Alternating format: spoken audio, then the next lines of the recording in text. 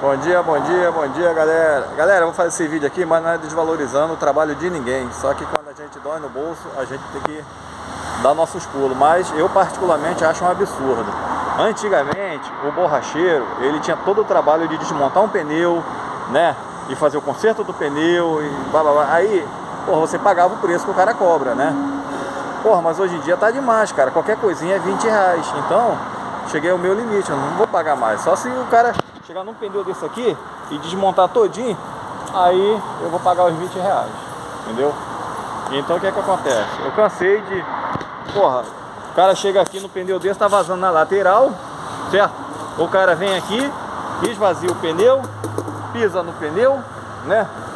Vem aqui, passa um óleozinho, uma vaselina, né? Vai lá e enche o pneu, é 20 reais. Porra, aí tem um furinho aqui, né?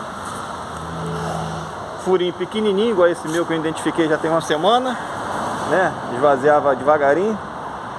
Aí o cara vem aqui, coloca um macarrãozinho desse, né?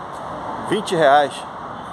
Pô, um macarrãozinho desse não sai nem 10 centavos na Shopee. Então é isso, não é desvalorizando o trabalho de ninguém, mas a gente pode recorrer, né? Então é isso. Aí o que eu fiz? Opa, aí identifiquei esse furinho, 20 reais, né? Falei, tá. Fui na Shopee, comprei o kit. Olha, o kit vem a agulha, né, para botar o macarrãozinho. Vem esse abridorzinho de espaço. Eu sei onde está furado aqui.